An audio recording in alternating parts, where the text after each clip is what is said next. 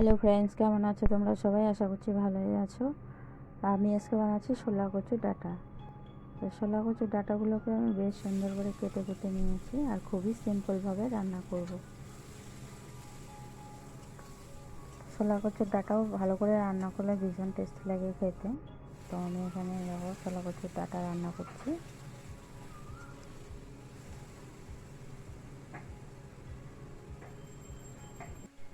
খুবই সাধারণভাবে শোলা কচুর ডাঁটাগুলোকে আমি রান্না করব। তো এখানে দেখো শোলা কচুর ডাঁটাগুলোকে আমি কেটে কুটে নিয়েছি। যেহেতু আমি হাত দিয়ে কচু ধরতে পারি না, আমার খুবই অসুবিধা হয়, তো আমি অন্য একজনকে দিয়ে কাটিয়ে নিয়েছিলাম। আর রান্না করার সময় আমি সেদ্ধ করে নেব। তো এখানে দেখো একটা ঝাঁঝরির মধ্যে ভালো করে জল দিয়ে ধুয়ে আমি সেদ্ধ করতে দিয়ে দিব। তো এখানে একটা গামলার মধ্যে আমি কচুগুলো দিয়ে পরিমাণ মতো লবণ দিয়ে ভালো করে সেদ্ধ করে নিচ্ছি। তো বেশ কিছুক্ষণ ধরে আমি সেদ্ধ করেছি, দেখো হয়ে গেছে। এখন আমি এগুলোকে জল ঝরিয়ে নেব।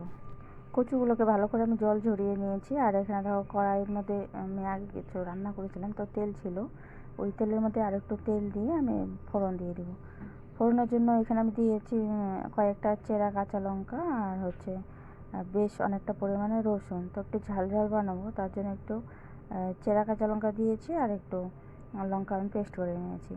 তো এখানে ফোড়ন দিয়ে আমি কচু শাকগুলো জল ঝরিয়ে রেখেছিলাম, সেগুলো দিয়ে বেশ অনেকটা টাইম ধরে জলটা সুন্দর করে শুকিয়ে নেব।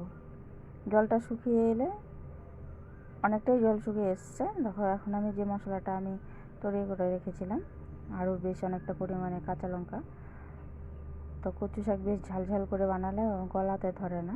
তো এখানে দিয়ে দিলাম পরিমাণ মতো হলুদ দিয়ে আর কাঁচা লঙ্কা পেস্টটা আমি এখানে অ্যাড করে দেবো। দিয়ে বেশ ভালো করে নাড়াচাড়া করে জলটা একদমই শুকিয়ে নেব।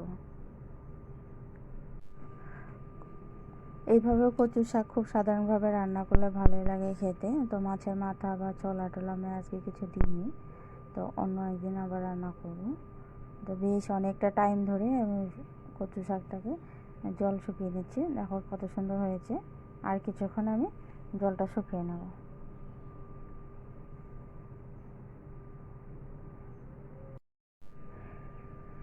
রেডি হয়ে গেল কচু শাক, আর অল্প নাড়াচাড়া করে আমি নামিয়ে নিচ্ছি।